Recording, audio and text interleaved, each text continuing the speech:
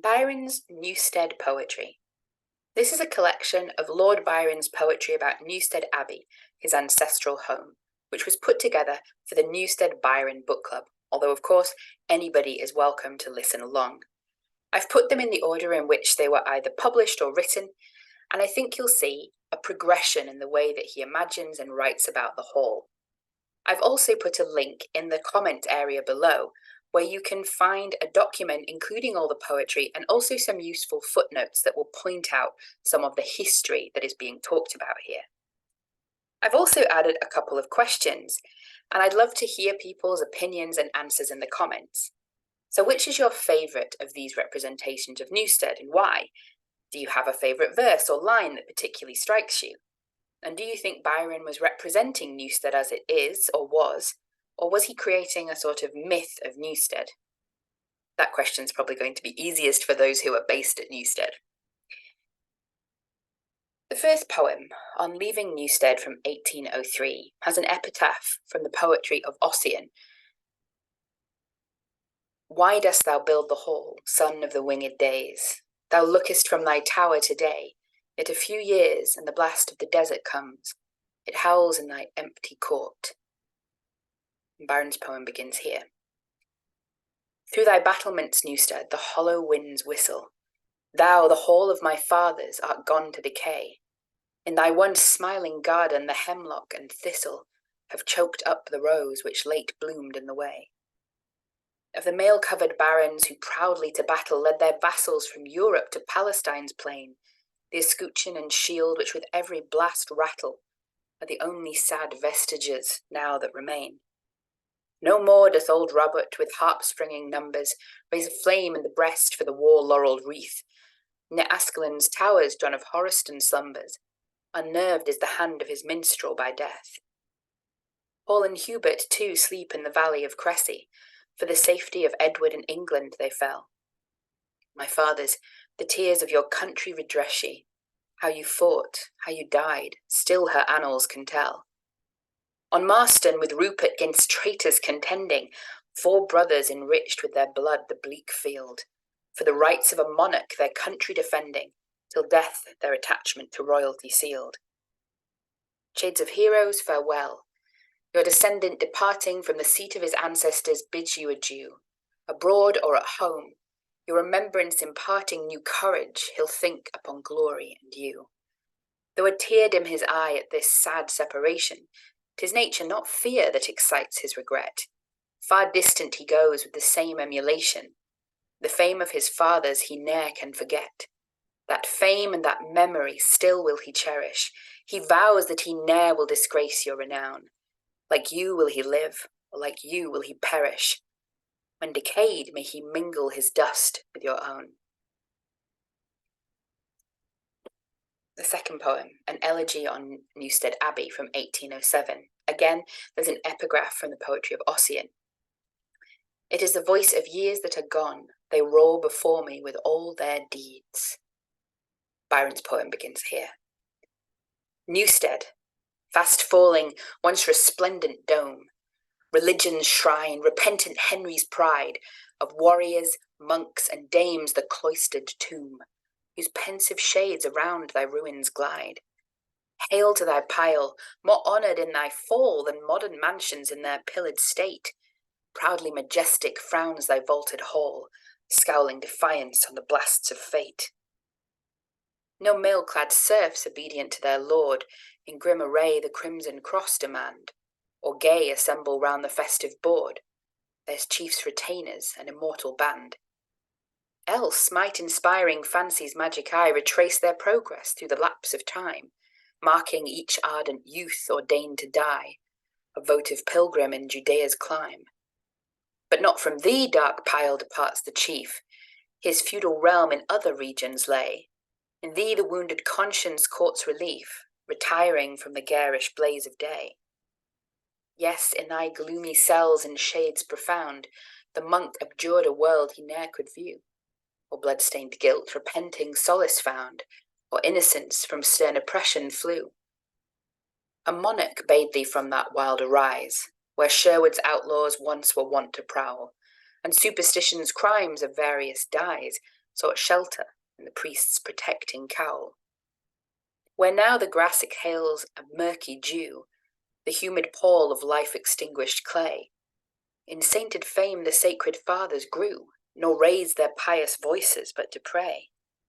Where now the bats their wavering wings extend, soon as the gloaming spreads her waning shade, the choir did oft their mingling vespers blend, or matin orisons to Mary paid. Years roll on years, to ages ages yield, abbots to abbots in a line succeed, religion's charter their protecting shield, till royal sacrilege their doom decreed. One holy Henry reared the Gothic walls, and bade the pious inmates rest in peace. Another Henry the kind gift recalls, and bids devotion's hallowed echoes cease. Vain is each threat or supplicating prayer. He drives them exiles from their blessed abode, to roam a dreary world in deep despair. No friend, no home, no refuge but their God. Hark how the hall resounding to the strain shakes with the martial music's novel din. The heralds of a warrior's haughty reign, high-crested banners wave thy walls within.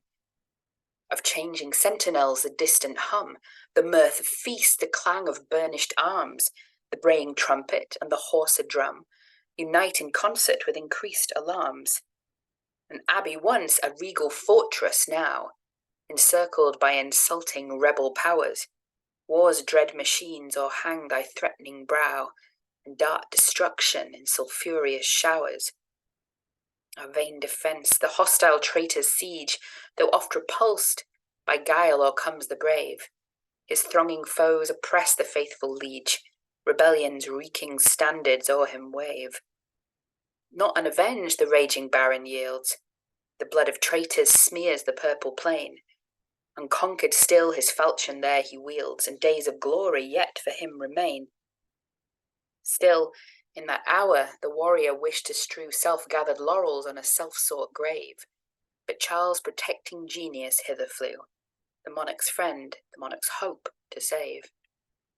Trembling she snatched him from the unequal strife, in other fields the torrent to repel, for nobler combats here reserved his life, to lead the band where godlike Falkland fell.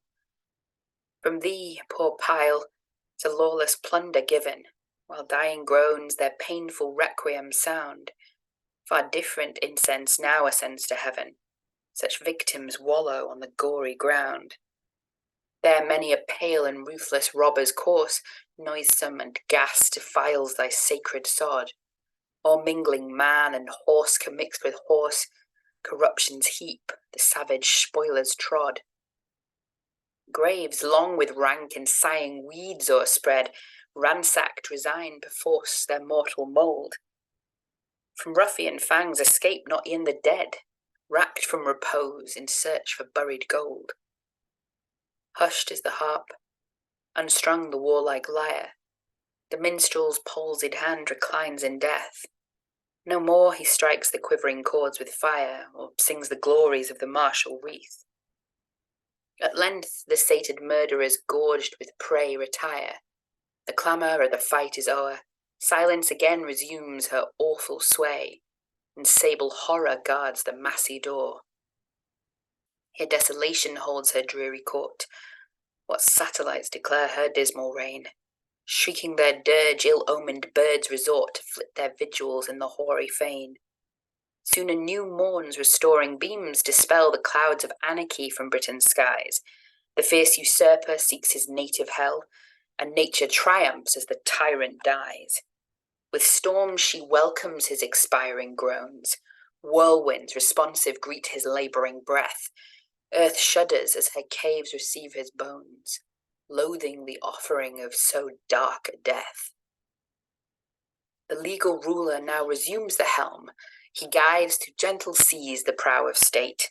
Hope cheers with wonted smiles the peaceful realm, and heals the bleeding wounds of wearied hate. The gloomy tenants Newstead of thy cells, howling resign their violated nest. Again the master on his tenure dwells, enjoyed from absence with enraptured zest. Vassals within thy hospitable pale, loudly carousing, bless their lord's return. Culture again adorns the gladdening vale, and matrons once lamenting cease to mourn. 1,000 songs on tuneful echo float, unwonted foliage mantles o'er the trees, and hark, the horns proclaim a mellow note. The hunter's cry hangs lengthening on the breeze. Beneath their coursers' hooves the valleys shake. What fears, what anxious hopes attend the chase! The dying stag seeks refuge in the lake. Exulting shouts announce the finished race. Oh, happy days. Too happy to endure. Such simple sports our plain forefathers knew. No splendid vices glittered to allure. Their joys were many, as their cares were few. From these descending sons to sires succeed. Time steals along, and death uprears his dart. Another chief impels the foaming steed. Another crowd pursues the panting hart. Newstead, what saddening change of scene is thine! Thy yawning arch betokens slow decay. The last and youngest of a noble line now holds thy mouldering turrets in his sway.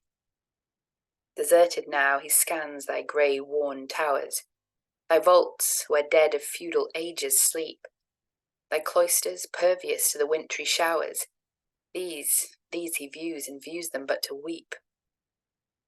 Yet are his tears no emblem of regret. Cherished affection only bids them flow. Pride, hope, and love forbid him to forget, but warm his bosom with impassioned glow. Yet he prefers thee to the gilded domes or gewgaw grottos of the vainly great, yet lingers mid thy damp and mossy tombs, nor breathes a murmur against the will of fate. Haply thy sun, emerging yet may shine, thee to irradiate with meridian ray. Hours splendid as the past may still be thine, and bless thy future as thy former day. The next poem is Newstead Abbey, written in 1811, the year in which he returned from his travels, the year in which his mother died, and the year in which he had to confront the almost certain necessity of selling Newstead Abbey to cover his debts. In the dome of my sires, as the clear moonbeam falls, through silence and shade o'er its desolate walls, it shines from afar like the glories of old. It gilds, but it warms not. 'Tis dazzling, but cold. Let the sunbeam be bright for the younger of days. 'Tis the light that should shine on a race that decays, when the stars are on high and the dews on the ground, and the long shadow lingers the ruin around. And the step that o'er-echoes the grey floor of stone falls sullenly now, for 'tis only my own. And sunk are the voices that sounded in mirth, and empty the goblet, and dreary the hearth. And vain was each effort to raise and recall the brightness of old to illumine our hall. And vain was the hope to avert our decline, and the fate of my fathers had faded to mine. And theirs was the wealth and the fullness of fame, and mine to inherit too haughty a name. And theirs were the times and the triumphs of yore, and mine to regret, but renew them no more. And ruin is fixed on my tower and my wall, too hoary to fade and too massy to fall. It tells not of times or the tempest decay, but the wreck of the line that have held it in sway. The following is an excerpt from Childe Harold Canto 1, starting with the third verse. Childe Harold was he hight, but whence his name and lineage long it suits me not to say. Suffice it that perchance they were of fame, and had been glorious in another day. But one sad lossel soils a name for aye, however mighty in the olden time. Nor all that heralds rake from coffined clay, nor florid prose, nor honeyed lies of rhyme, can blazon evil deeds or consecrate a crime. Childe Harold basked him in the noontide sun, disporting there like any other fly, nor deemed before his little day was done one blast might chill him into misery. But long ere scarce a third of his passed by, worse than adversity the child befell. He felt the fullness of satiety, then loathed he in his native land to dwell, which seemed to him more lone than eremite's sad cell. For he through sin's long labyrinth had run, nor made atonement when he did amiss, had sighed to many, though he loved but one, and that loved one, alas, could ne'er be his. Ah, happy she, to scape from him whose kiss had been pollution unto aught so chaste, who soon had left her charms for vulgar bliss, and spoiled her goodly lands to gild his waist, nor calm domestic peace had ever deigned to taste. And now Childe Harold was sore sick at heart, and from his fellow bacchanals would flee. 'Tis said at times the sullen tear would start, but pride congealed the drop within his e'en. Apart he stalked in joyless reverie, and from his native land resolved to go, and visit scorching climes beyond the sea. With pleasure drugged, he almost longed for woe, and e'en for change of scene would seek the shades below. The child departed from his father's hall. It was a vast and venerable pile, so old it seemed only not to fall, yet strength was pillared in each massy aisle. Monastic dome condemned to uses vile, where superstition once had made her den, now Paphian girls were known to sing and smile, and monks might deem their time was come again, if ancient tales say true, nor wrong these holy men. Yet oft times in his maddest mirthful mood, strange pangs would flash along Childe Harold's brow, as if the memory of some deadly feud or disappointed passion lurked below. But this none knew, nor haply cared to know, for his was not that open, artless soul that feels relief by bidding sorrow flow, nor sought he friend to counsel or condole whate'er his grief might be, which he could not control. And none did love him, though to hall and bower he gathered revellers from far and near. He knew them flatterers of the festal hour, the heartless parasites of present cheer. Yea, none did love him, not his leman's dear, but pomp and power alone are women's care. And where these are light, Eros finds a fear. Maidens like moths are ever caught by glare, and Mammon wins his way where seraphs might despair. Childe Harold had a mother, not forgot, though parting from that mother he did shun, a sister whom he loved, but saw her not before his weary pilgrimage begun. If friends he had, he bade adieu to none, yet deem not thence his breast a breast of steel. Ye who have known what 'tis to dote upon a few dear objects, will in sadness feel such partings break the heart they fondly hope to heal. Next is another excerpt from an epistle to Augusta written in 1816. This is after Byron has left England for the last time, after the end of his disastrous marriage. Here are the alpine landscapes which create a fund for contemplation. To admire is a brief feeling of a trivial date, but something worthier do such scenes inspire. Here to be lonely is not desolate, for much I view which I could most desire, and above all a lake I can behold, lovelier, not dearer, than our own of old. Oh, that thou wert but with me, but I grow the fool of my own wishes, and forget the solitude which I have vaunted so has lost its praise in this but one regret. There may be others which I less may show. I'm not of the plaintive mood, and yet I feel an ebb in my philosophy, and the tide rising in my altered eye. I did remind thee of our own dear lake, by the old hall which may be mine no more. Newman's is fair, but think not I forsake the sweet remembrance of a dearer shore. Sad havoc time must with my memory make, ere that, or thou, can fade these eyes before. Though, like all things which I have loved, they are resigned for ever, or divided far.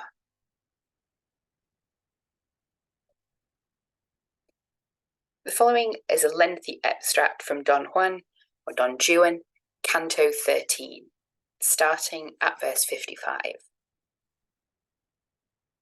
To Norman Abbey whirled the noble pair, an old, old monastery once, and now still older mansion, of a rich and rare mixed Gothic, such as artists all allow, few specimens that left us can compare with all. It lies perhaps a little low, because the monks preferred a hill behind to shelter their devotion from the wind. It stood embosomed in a happy valley, crowned by high woodlands, where the druid oak stood like Caractacus, in act to rally his host with broad arms against the thunderstroke. And from beneath his boughs were seen to sally the dappled foresters, As day awoke, the branching stag swept down with all his herd to quaff a brook which murmured like a bird. Before the mansion lay a lucid lake, broad as transparent, deep and freshly fed by a river which its softened wade had taken currents through the calmer water spread around. The wildfowl nested in the brake, and sedges brooding in their liquid bed. The woods sloped downwards to its brink, and stood with their green faces fixed upon the flood. Its outlet dashed into a deep cascade, sparkling with foam until again subsiding. Its shriller echoes, like an infant, made me quiet, sank into softer ripples, gliding into a rivulet, and thus allayed pursued its course, now gleaming and now hiding, its windings through the woods, now clear, now blue, according as the skies their shadows threw. A glorious remnant of the Gothic pile, while yet the church was Rome's, stood half apart, in a grand arch, which once screened many an aisle. These last had disappeared, a loss to art. The first yet frowned superbly over the soil, and kindled feelings in the roughest heart, which mourned the power of times or tempest's march, in gazing on that venerable arch. Within a niche nigh to its pinnacle, 12 saints had once stood sanctified in stone, but these had fallen, not when the friars fell, but in the war which struck Charles from his throne, when each house was a fortalice, as tell the annals of full many a line undone, the gallant cavaliers who fought in vain for those who knew not to resign or reign. But in a higher niche, alone but crowned, the Virgin Mother of the God-born Child, with her Son in her blessed arms, looked round, spared by some chance when all beside was spoiled. She made the earth below seem holy ground. This may be superstition, weak or wild, but even the faintest relics of a shrine of any worship wake some thoughts divine. A mighty window, hollow in the centre, shorn of its glass of thousand colourings, through which the deepened glories once could enter, streaming from off the sun like seraph's wings, now yawns all desolate. Now loud, now fainter, the gale sweeps through its fretwork, and oft sings the owl his anthem, where the silenced choir lie with their hallelujahs quenched like fire. But in the noontide of the moon, and when the wind is winged from one point of heaven, there moans a strange, unearthly sound, which then is musical, a dying accent driven through the huge arch which soars and sinks again. Some deem it but the distant echo given back to the night wind by the waterfall, and harmonized by the old choral wall. Others, that some original shape or form shaped by decay perchance, hath given the power, though less than that of Memnon's statue, warm in Egypt's rays to harp at a fixed hour. This grey ruin, with a voice to charm, sad but serene, it sweeps o'er tree or tower. The cause I know not, nor can solve, but such the fact. I've heard it, once perhaps too much. Amidst the court a Gothic fountain played, symmetrical, but decked with carvings quaint, strange faces like to men in masquerade, and here perhaps a monster, there a saint. The spring gushed through grim mouths of granite made, and sparkled into basins, where it spent its little torrent in 1,000 bubbles, like man's vain glory and his vainer troubles. The mansion's self was vast and venerable, with more of the monastic than has been elsewhere preserved. The cloisters still were stable, the cells too, and refectory, I ween. An exquisite small chapel had been able, still unimpaired, to decorate the scene. The rest had been reformed, replaced, or sunk, and spoke more of the baron than the monk.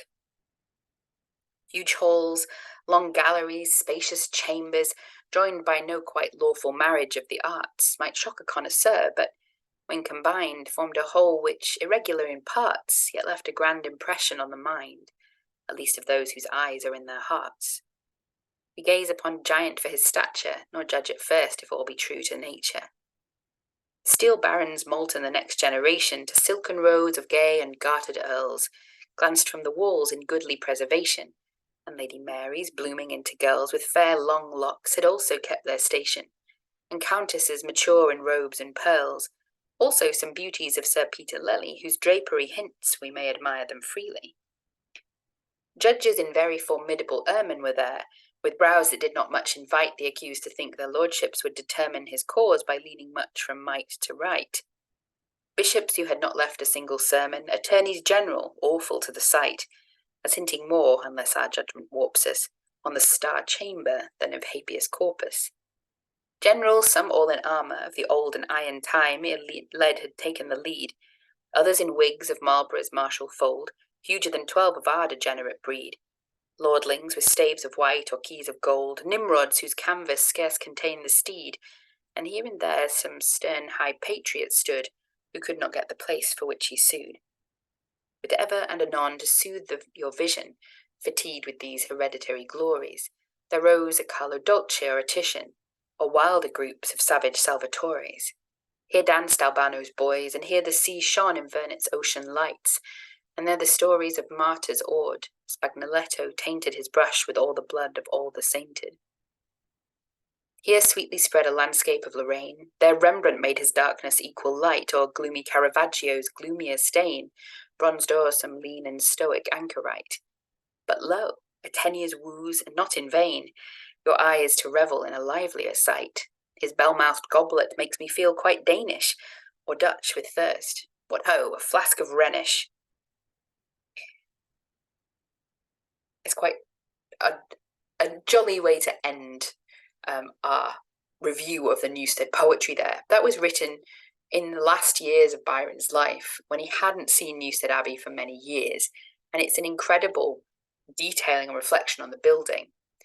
The part that describes the internal decorations of the house is looking back to a period really before Byron ever lived in the house, of course, which was in a much more ruinous state when he inhabited it. There are a number of other poems related to Newstead and related to his time in Nottingham. Some key ones are the ones that I've put on the page here. The Adieu, which is a sort of review of many places that were important to him in his youth. The Epitaph to a Dog, which is on Boatswain's Tomb in the grounds at Newstead, of course. To a Young Oak, which talks about the oak, Byron's oak in Newstead grounds, no longer there, of course. And most famously, perhaps, the lines written on a cup formed from a skull, which was on his skull cup, of course. These are all available widely on the internet to find and read. As they didn't describe Newstead itself, I didn't include them in the pack today, but I hope that you enjoy going and finding them for yourselves.